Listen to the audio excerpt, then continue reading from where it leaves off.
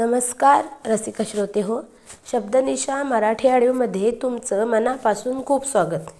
मी घेऊन आले तुमच्यासाठी तू ही रे मितवाचा भाग 12वा. तुम्हाला कथा आवडत असल्यास चॅनलला लाईक, सबस्क्रायबर आणि त्याचबरोबर शेअरही करा. चला तर कथा ऐकूया. मनूला सारे काही समजत होते, परंतु त्याची अवस्था पाहून तिला खूपच दुःख वाटत होतं. आता समीरच्या लक्षात आले होते. तो कितीतरी वेळ मनूच्या मिठीत होता. त्या क्षणात तिच्यापासून लांब झाला. मनूला फक्त ओढ होती त्याचा भूतकाळ ऐकण्याची. तिचे कान आतुरले होते. नक्की काय होतं? समीरच्या चेहऱ्यावरचे भाव दुःख दाखवत होते. समीरलाही कळले होते की ती त्याचा भूतकाळ ऐकण्यासाठी आसुसलेली आणि आतुरलेली आहे. त्यामुळे त्यानेही वेळ न दवडता बोलायला सुरुवात केली. आई, बाबा, आजोबा, दिदू आणि छुटकी असे आमचे पंचकोनी कुटुंब. दिदू माझी मोठी बहीण. खरं तर ती माझ्या आत्यांची मुलगी. माझी आत्ते तिचं एका मुलासोबत प्रेम होतं, परंतु त्याचे स्टेटस आणि आमचे स्टेटस जुळत नव्हते. आजोबांचा आणि बाबांचा प्रचंड विरोध फारच होता. शेवटी आत्याने पळून जाऊन लग्न केलं. जाताना आत्या तिच्याकडे होती ती थोडीशी कॅशही घेऊन गेली होती. दोघांचा संसार अगदी वर्षभर सुखाचा चालला गुण्यागोविंदाने. परंतु त्यानंतर दोघात कायम मात्र खटके उडत होते. अजूनपर्यंत व्यवस्थित असणारा नवरा अचानक व्यसनात गुंतून अधीन झाला होता आणि त्यात भरीसभर आत्याची तब्येत तिला अजिबात साथ देत नव्हती. तिला डोके दुखणे, सतत ताप येणे, थंडी वाजणे, सतत थकवा येणे, अशक्तपणा वाटणे, भूक न लागणे, मळमळ, कधीकधी नाकातोंडातून रक्तस्राव होणे, हा त्रास सतत जाणवत होता. तरीही आत्या असलेल्या परिस्थितीला सामोरी जात आपला येणारा दिवस हसत घालवत होती. त्यातच तिला एक दिवस ती चक्कर येऊन पडली आणि मग कळले की ती प्रेग्नंट आहे. आता आत्या आपला होणारा त्रास थोडासा विसरली होती आणि आपल्या बाळाची स्वप्ने रंगवत होती. काहीही झालं तरी तिच्या प्रेमाचा अंश तिच्या उदरात वाढत होता. आनंद तर होणारच ना. प्रेमाच्या वेळीवर फूल उमलणार होतं. दिवस असेच सरकत होते.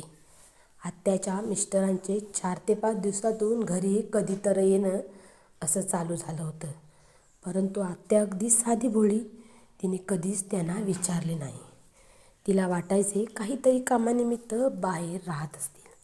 आणि आता आत्याला 7वा महिना लागला होता. एक दिवस आत्याचे मिस्टर अचानक एका मुलीशी लग्न करून घरी आले आणि आत्याच्या पायाखालची जमीनच सरकली. तिचं विश्वच हादरून गेलं. तिने त्यांना खूप समजावण्याचा प्रयत्न केला, परंतु तो निष्फळ आणि व्यर्थ ठरला. शेवटी हे जे मूल तुझ्या उदरात वाढत आहे ते माझं नाही असा खोटा आरोप करत त्याने आत्याला घराच्या बाहेर काढलं. शेवटी एका आईला तिची इज्जत प्यारी असते, तिला माहिती असतं. आता आत्याच्या पायाखालची जमीन सरकली होती आणि डोक्यावरचं आभाळही हरवलं होतं. कुठे जावं, काय करावं तिला काहीच कळत नव्हतं. मन संभ्रमात आणि दुःखात होतं. तरी ती मान खाली घालून परत बाबांच्या म्हणजे आमच्या घरी आली. आजोबा, बाबा यांनी तिला घरात येण्यास नकार दिला. परंतु आत्याची परिस्थिती पाहून आईने त्या दोघांनाही विरोध करून आत्याला घरात घेतलं. आत्या भरल्या घरातही उदास उदास राहत होती. काय करणार, मनात दुःख होतं. घरात आई सोडली तर कोणीच तिच्याशी बोलत नव्हते. आत्याला 8वा महिना लागला होता आणि त्यातच तिला होणारा त्रास अजूनच वाढला होता. ती नाही नाही म्हणत असतानाही आईने तिला डॉक्टरांकडे घेऊन गेली. डॉक्टरांनी सगळ्या टेस्ट केल्या. 2 दिवसांनी आत्याचे रिपोर्ट्स आले. ते रिपोर्ट्स पाहून आईच्या हृदयात दुःखाची कळ आली, मनात वेदना दाटून आल्या. आपण लग्न झाल्यापासून जिला लहान बहिणीसारखी पाहिली, तिच्याबद्दलचं सत्य पाहून ती आतून तुटली होती. आईने न राहून बाबांना आत्याचा रिपोर्ट्स दाखवला. तिचा रिपोर्ट्स पाहून त्यांच्या तोंडातून अश्रू ओघळून गालावर वाहायला लागले. ज्या बहिणीच्या सुखाची इतकी स्वप्ने पाहिली, तिने स्वमर्जीने लग्न केले खरे, परंतु तिच्या नशिबी सुख मात्र कदाचित नव्हते. ती चक्क आता मृत्यूच्या दारात उभी होती. बाबांनी तो रिपोर्ट्स आजोबांना दाखवला. त्यांचीही तीच दशा होती, कारण त्यांची एकुलती एक लाडाची लेक होती आणि ती काही दिवसांची सोबतीनही होती. आत्याला ब्लड कॅन्सर झाला होता आणि तोही लास्ट स्टेजला होता. आजोबा आणि बाबा यांनी आपला राग आता मात्र बाजूला ठेवला. त्यांनी जाऊन आत्याची भेट घेतली. आपल्याला दादा बाबाने माफ केलं म्हणून आत्या खूपच खुश होती. थोड्या दिवसात आत्याने एका गोंडस मुलीला जन्म दिला. तिचं नाव पिहू ठेवण्यात आले आणि बाळाच्या बारशाच्या दिवशी आत्याला तिचे रिपोर्ट सापडले. तिला आता सत्य कळले होते, परंतु डोळे मिटायला जायच्या आधी एकदा आपल्या प्रेमाला पाहावे असे तिला वाटत होते. शेवटी तो कितीही वाईट वागला असला तरी आत्याने त्याच्यावर अगदी मनापासून जीवापाड प्रेम केलं होतं. आपला जीव त्याच्यात गुंतवला होता. आता दिदू महिन्याची झाली आणि एक दिवस अचानक नाश्ता करत असताना आत्याला उबळ आली. रक्ताची उलटी करताना ती जागच्या जागी खाली पडली. सगळे पुढ्यातला नाश्ता सोडून आत्याकडे धावत आले. बाबांनी डॉक्टरांना फोन केला, परंतु आत्या डोळे भरून फक्त आईकडे पाहत होती.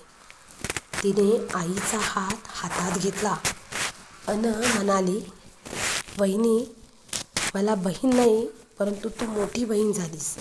मी आता माझ्या इवलूच्या चुटकीला सोडून जात आहे. जशी मला बहिणीची माया दिलीस, तशीच माझ्या लेकीला आईची माया दे. तिला तुझी लेक म्हणून वाढव.